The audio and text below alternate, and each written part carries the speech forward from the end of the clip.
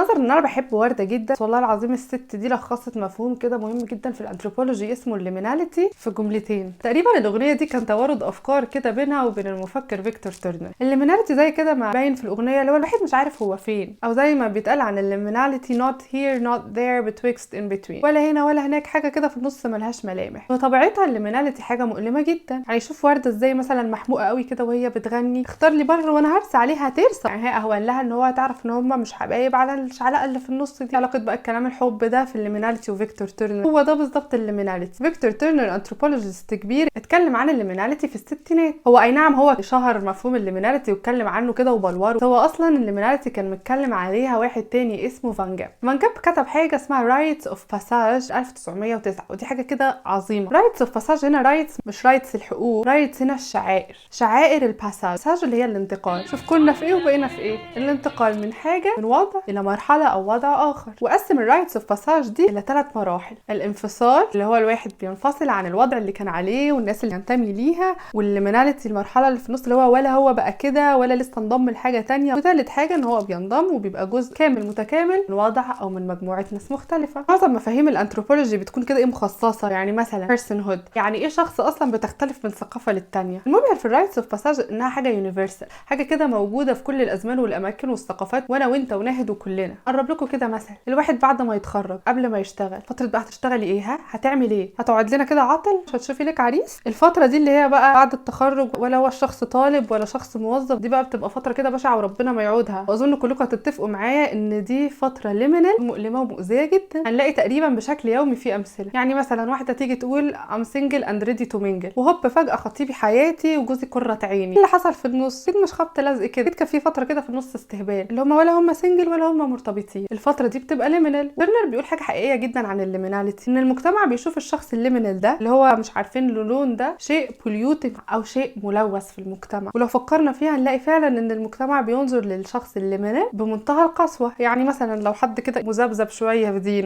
تلاقي الناس بقى كلها كفرت خلاص ولا لسه معانا في المله، ها كفرت لسه، بيتهدوش كده ولا يتبطوا غير لما يعرفوا فكره انك ممكن تكون ولا ده ولا ده شيء لا يقبله المجتمع. مثال تاني مثلا ممكن يبقى اللاجئ، ولا هو مواطن في الدوله دي ولا هو المواطن في الدوله دي. للاسف في مجتمعات كثيره بتشوفه عيب وتلوث للمجتمع. طيب نيجي كده بقى بشكل ثقافي شويه. فان جاب بيقول الباساج ده والانتقال للشخص من مرحله الى اخرى حاجه كده ايه معظم الثقافات عملت لها شعائر ومناسبات، وفي 4 حاجات تقريبا كل الثقافات بتعملها: الولاده، البلوغ، الجواز، والموت. تقريبا كل الثقافات بتمارس شعائر معينه في ال4 احداث دي في حياه البني ادم ده على الاقل. يعني كل الثقافات بقى ممكن تزود بقى على حسب الشبرقه. وبمناسبه شعائر الولاده، مثلا عندنا في مصر في السبوع، اسمع كلام امك وما تسمعش كلام ابوك. بمناسبه السبوع في فيجوال وسوشيال انثروبولوجيست مصريه كبيره اسمها فدوى الجندي، عامله افلام دوكيومنتري لطيف، منها فيلم في الثمانينات اسمه السبوع، يبقوا شوفوا لو مهتمين. نيجي عند البلوغ. البلوغ ده بقى كتب عنه كتير تيرنر، وكتب عنه انثروبولوجيست كتير جدا، بالذات الولد عشان ينتقل من ان هو يبقى ولد لرجل في المجتمع بتاعه ساعات بيمر باشياء مؤلمه جدا فيزيكال ونفسيا. مجتمعات كتيره بتعزل الاولاد دي في فتره سنيه معينه، بيعملوا لهم ختان وبيخلوهم يمروا بتجارب قاسيه جدا وبيبعدوهم عن المجتمع. بيرجع الولد بعد الفتره الليمينال دي راجل. والجواز طبعا مش هكلمكم عليه، او النيش والقاعه، حتى الفوتو سيشن تعتبر شعائر المودرن، يعني الانتقال. ده الرايتس اوف باساج. اما الليميناليتي بقى زي ما حكيت لكم هي الفتره اللي في النص دي، شرحت لكم ازاي ده ممكن يبقى موجود ثقافيا. احنا في حياتنا الشخصيه زي ما قلت لكم، في دينكم، في جنسيتكم، في شغلكم، في دراستكم، حتى في علاقاتكم العاطفيه ممكن تشعروا بالليميناليتي دي. الانثروبولوجي ما بيخترعش الذره، هو بيحاول يشوف حاجات احنا اصلا كناس ثقافيا بنمارسها وبيحاول يفهمها. انا من كتر ما حبيت الليميناليتي قررت اني اعمل موضوع الماجستير بتاعي عن الليميناليتي اللي بيحس فيها جيلي خلال التحرك اللي بيحصل ما بين الطبقات ده في مصر، بالذات الطبقه المتوسطه اللي هي بتتمرجح ظل مجتمع طبقي قوي كده زي مصر. الموضوع بيأثر علينا الرجحه دي، وازاي احنا كجيل ممكن نكون بنعالي فيها بالليميناليتي، شيء انا بحاول ادرسه. وتقريبا فكره رساله الماجستير بتاعتي اختصرها الفنان الكبير احمد زكي في اللقطه دي. هبقى احسن من الناس دي كلها،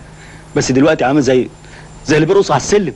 الله، والله العظيم فيكتور تيرنر يعني ايه مرجحة على السلالم؟ ليميناليتي. ممكن برضو نعتبر فترة انتخابات رئاسية فترة ليمن المرشح، فترة ليمن للشعب، ولا بقى شعب ليه رئيس ولا شعب ملوش رئيس. المرشح نفسه بيبقى ولا هو في منصبه الاولاني ولا هو رئيس، بيبقى شخص ليمينال. وفي صديق اقترح عليا حاجة افهم بيها الليميناليتي عن عكاشة، هحطها لكم في اللينك، لطيفة جدا، عن ازاي عكاشة ممكن يكون بيمثل الليميناليتي في فترة ليمينال في مصر. هحط لكم لينك تحت لتيدكس توك لطيفة جدا عن الليميناليتي اللي بنمر بيها بالذات في الشغل، وازاي ان المجتمع المجتمع ما بيسمح لناش ان احنا نكون ليمينال. هي بتحاول تقول ان الحياه مش ابيض او اسود، ان احنا ممكن في حته رمادي. هو كلام حلو بس نظري ليه، لانه مش سهل ان الواحد يعيش وهو حاسس ان هو حاجه ملوثه في المجتمع. المهم ان احنا نبقى عندنا وعي بالليميناليتي بتاعتنا في فترات معينه. اتمنى انكم تكونوا فهمتوا الليميناليتي، وعايزه اسمع منكم في الكومنت ايه فترات في حياتكم حسيتوا فيها انكم ناس ليمينال، او ازاي ممكن تكون ثقافاتكم بتمارس شعائر معينه تنقل فيها الشخص الليمينال من وضع للتاني. اعملوا شير وسبسكرايب لو عجبكم الفيديو.